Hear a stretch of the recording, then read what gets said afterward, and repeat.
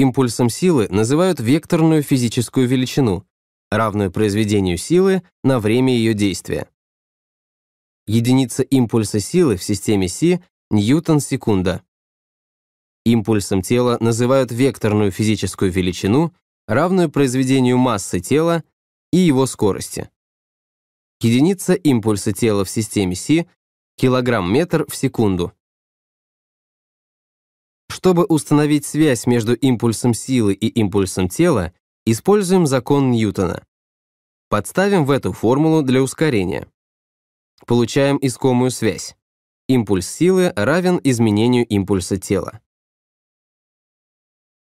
Два шара до столкновения движутся со скоростями v0,1 и v0,2. Два шара после столкновения движутся со скоростями v1 и v2.